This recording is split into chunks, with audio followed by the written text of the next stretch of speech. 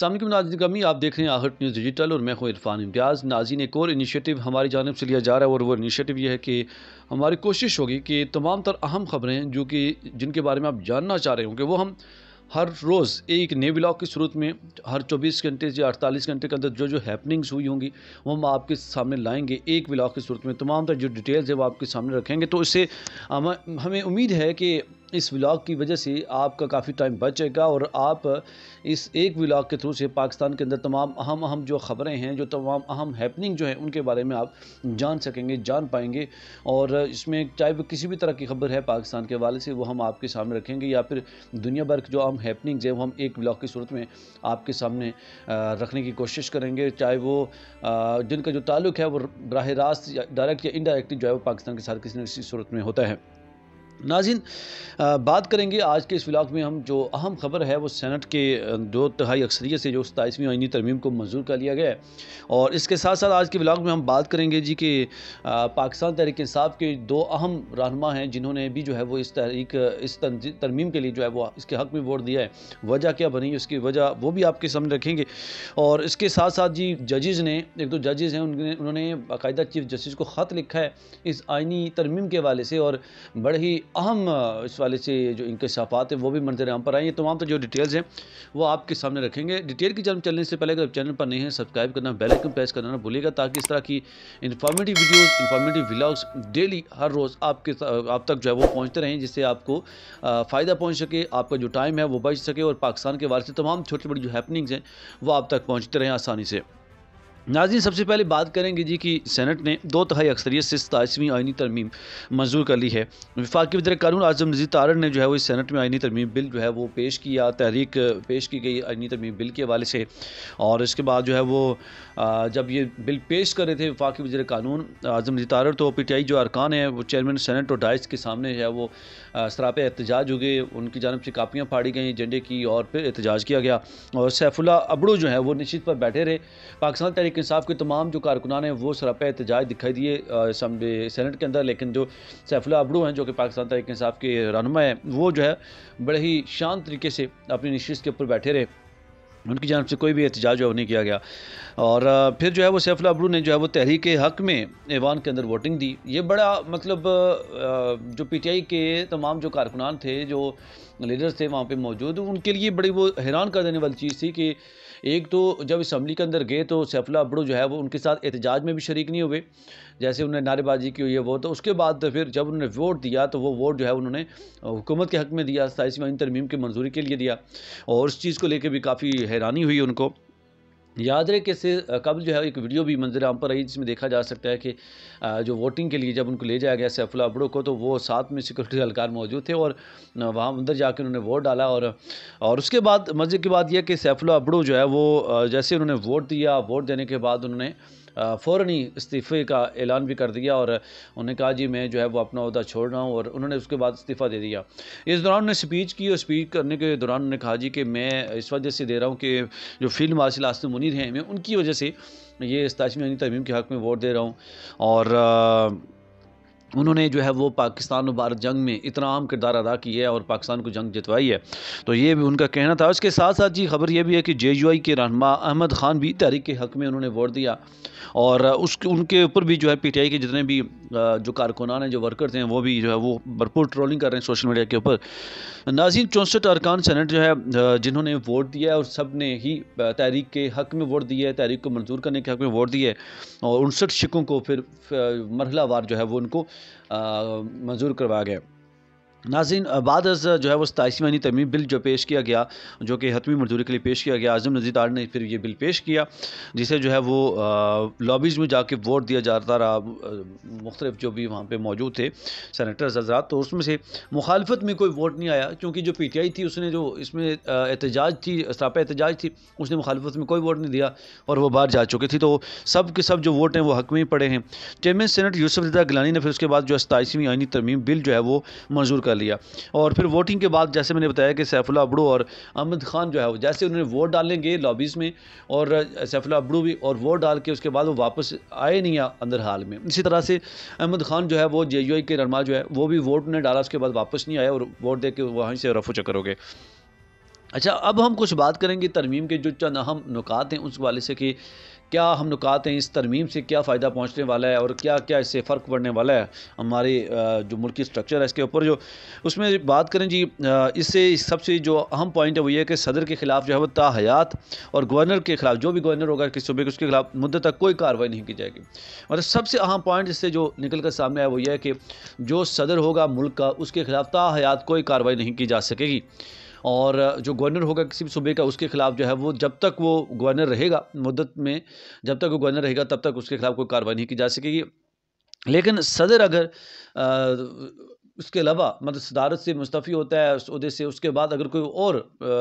जो पब्लिक मुलाजमत है वो इख्तियार करता है, तो उसके बाद जैसे ही वो इख्तियार कर लेगा, उसके बाद उसके ऊपर जो है कार्रवाई जो है वो शुरू की जा सकेगी। लेकिन उससे पहले जो है वो, अगर वो सारी ज़िंदगी कोई और पब्लिक मुलाजमत इख्तियार नहीं करता, तो उसके खिलाफ कार्रवाई जो है नहीं की जा सकेगी। सदर को मैंने इसके साथ बताया जी, आपको किसी अदालत से गिरफ्तारी का ऑर्डर भी जारी नहीं होगा जब तक सदर, मतलब सदर की सारी ज़िंदगी, जैसे मैंने बताया ना आपको कि सारी ज़िंदगी सदर जब तक अगर वो प्राइवेट कोई जॉब नहीं इख्तियार करता तब तक कोई गिरफ्तारी उसकी जो है वो नहीं की जा सकेगी, चाहे उसने गलत किया है या सही किया है। और गवर्नर को मुद्दत मुलाजमत तक उसके खिलाफ कोई गिरफ्तारी नहीं होगी। नाज़रीन, इसके साथ साथ बात करें जी, विफाकी आइनी अदालत जो है वो सूबों से बराबर जजेस लिए जाएंगे। विफाकी आइनी अदालत के लिए जो है ना वो सूबों से, तमाम सूबों से बराबर जजेस लिए जाएंगे, तो आदात बराबर रहेगी। और इस्लामाबाद हाई कोर्ट से कम अज़ कम एक जज लिया जाएगा। और ये भी तय किया गया है कि इस्लामाबाद में जो सूबों से ज़्यादा जजेस जो है वो नहीं लिए जाएंगे। इसी तरह जी, आइनी अदालत तब आज खुद नोटिस लेगी कि जब दरख्वास्त हाई कोर्ट जजेस ट्रांसफ़र और जुडिशल कमीशन जो है वो करेगा। मतलब अब एक और जो पॉइंट है इसने निकल के सामने वो ये भी है कि आईनी अदालत तब बस खुद नोटिस लेगी कि जब दरख्वास्त हाई कोर्ट जजेस ट्रांसफ़र जुडिशल कमीशन, मतलब जो भी जजेस को ट्रांसफ़र किया जाएगा, तो वो जो है वो अगर कोई जज उस पे इनकार करता है कि मैं जो है वो ट्रांसफ़र नहीं होना चाहता, तो उसके बाद फिर उसकी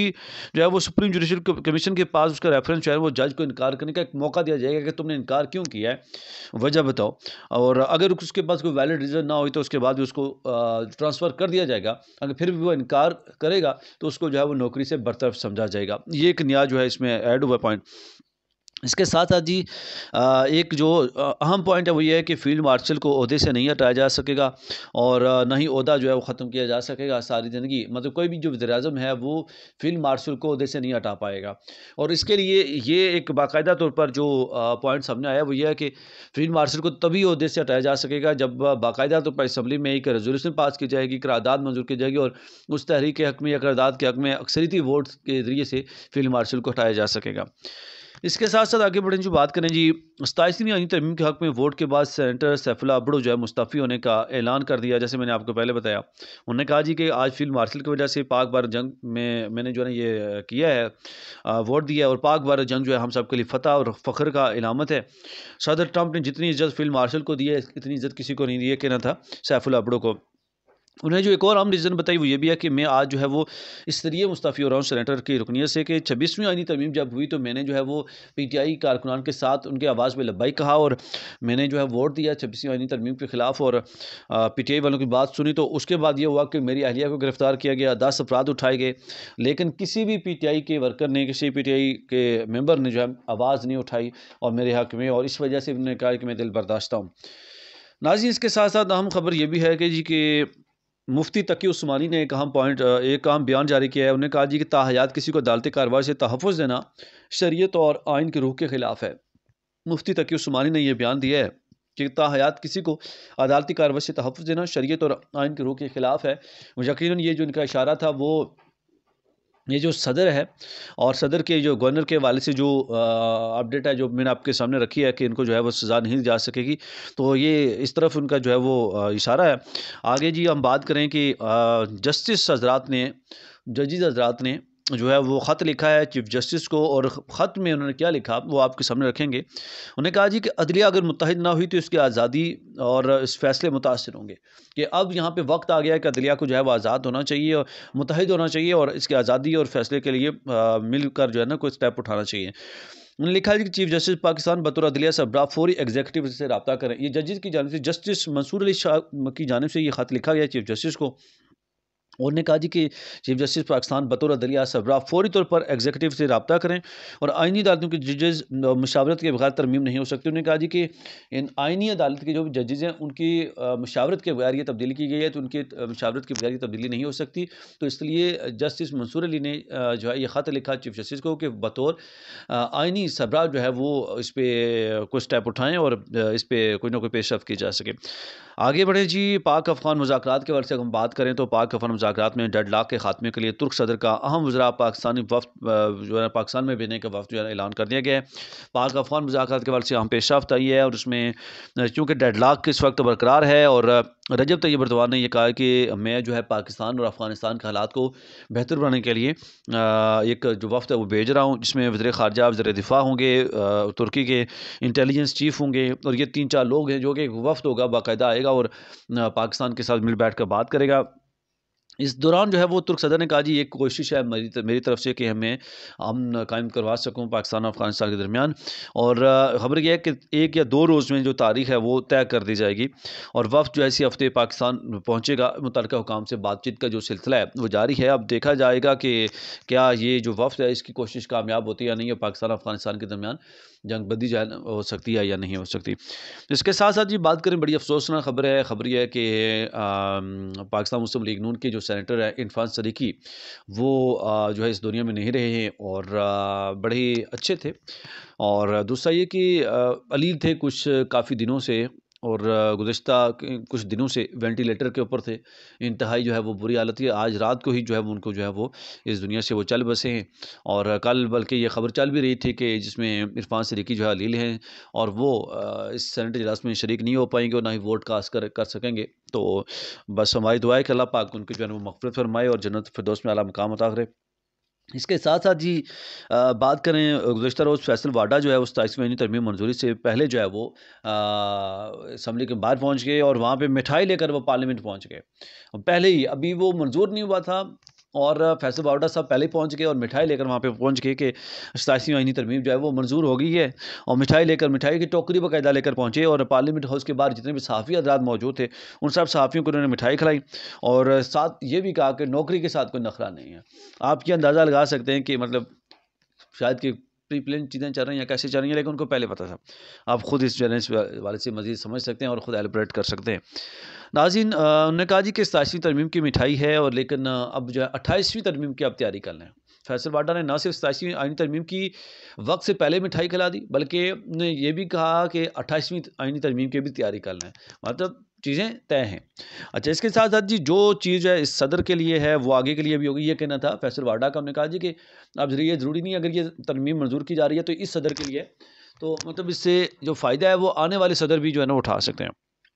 इसके साथ साथ अहम ख़बर आप तक पहुँचाएँ जी, वो ख़बर ये है कि जी